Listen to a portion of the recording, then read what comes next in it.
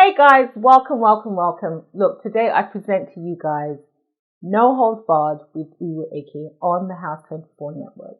The premise of this is basically to talk about everything and anything. I'm not holding back on anything, guys. I'm laying it all bare. There's no red tape. There's nothing to say.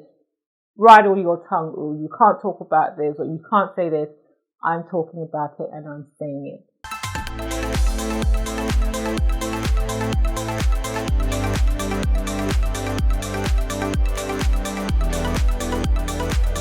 Off, I'm going to be talking today about dating do's and don'ts. As you know, House 24 is an online dating app, and there's certain levels of precaution that you need to take when you're going online and looking for love.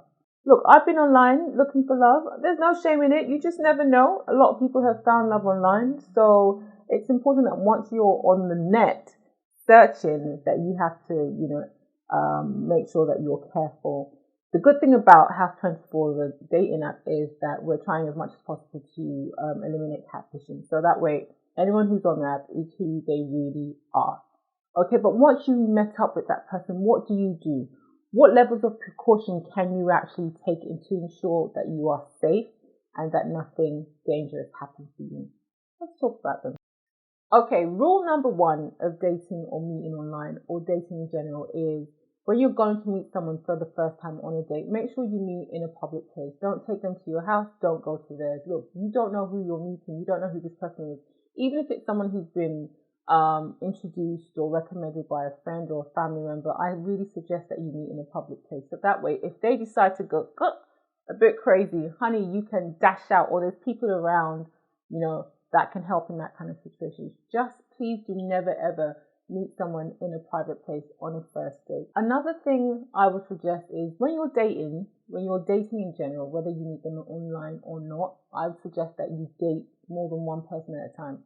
And the reason why I say this is not to be, to be promiscuous or anything, or it's just basically that you don't put your eggs in one basket. What if it doesn't work out with that person? What if you're giving this person all your attention? And remember, they could be talking to you and a number of other people, and probably maybe narrowing their search down. They may not even be concentrating on you and you alone. So I suggest that you date one or two people at a time.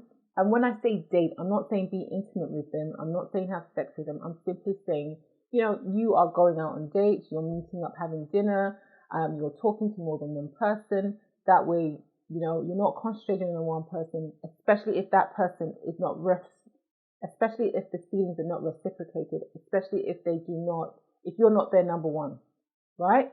So that way, you're sure of who you have picked and they're sure of you. And then in the getting to know you process, you start to realize if you want to be exclusive with that person or not, just to avoid any sort of disappointment. Number three, don't be too needy.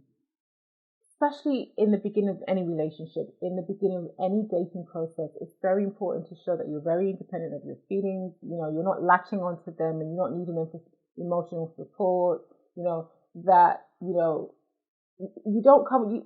We all have weaknesses, but I'm just saying that just manage your how you project yourself on the other person so that they're not put off by your behavior. Okay. There are people who are emotionally needy that need other people to be their happiness. Some people might appreciate that and some people might not. Yeah, so you maybe want to hold back your true self a bit. Yep, you can make your introduction softly and gradually and get to know if that person will appreciate the real you. You don't have to lay everything down on the first date. Yeah, it's a gradual process.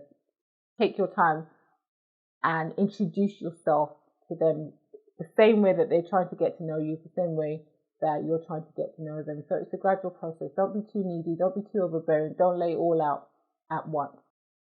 Number four, I recommend holding back your bad habits. Yeah, you don't want to overwhelm the person with, any sort of negative traits about you, because it could essentially make them turn the other way. So if you do have a really bad habit, or if you do have things about you that the other person might not like, same thing, gradually introduce those things to them and see if they will stick around. I'm not saying hide it from them. I'm saying gradually introduce those negative traits about you, especially if they're very overwhelming.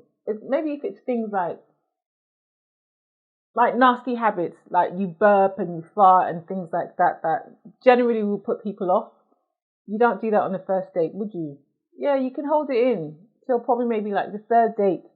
And then you can tell them that, you can't hold back your farts, or you can't hold back your burping, or, you don't like washing up, or you're untidy. Just stuff like that, that could just make put the other person off.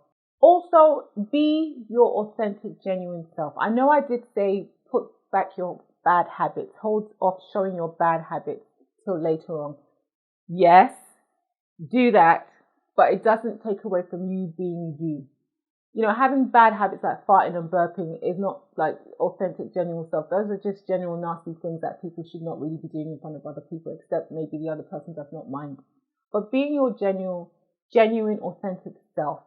If you're someone that airs their opinion, air your opinion. If you're someone that is loud, yeah, it's not a negative thing. It's to each his own. Somebody might like someone who's loud and outspoken, whereas another person might not. You just never know, what the other person, wants and likes until you express yourself. So just be you. Whoever's going to like you will like you. But it's not the same as introducing nasty habits, okay? Don't get me wrong, but just be your true self. If you're a strong personality, let your strong personality come across. If the man cannot take it, if the woman cannot take it, they're not the one for you. Yeah, but I would not recommend you changing yourself in order to get someone to like you. How long are you going to live like that? It's not even healthy for you anyway. Also, I recommend asking as many questions as possible. I like to lay it all out on the table. When I meet someone or when I go out on a date, I like to ask as many questions as possible. Look, where I come from, my people say, "Onyajuju anafuzo," which simply means people who ask questions do not get lost. So if I ask a question, it's just me wanting to know more about you. So there's no surprises in the future. At least I asked everything. I will ask questions where do you want to have children? Do you want a family? Have you ever dated a black woman? Things like that. I just want to know where your mind's at. I want to know what your expectations are. I want to know the kind of things that you like, the kind of things that you don't like. And I would expect you to ask me those questions as well. So guys, I hope these tips helped. If you haven't signed up to the House 24 dating app, what are you waiting for? You can get it on the Google Play Store. If you're an Apple user, it's available in the Apple Store. It's also available online. We have a website online. You can sign up online. Okay. Make sure you use my invitation code Uru 222. Thank you for watching, guys, and I'll see you next time. Take care.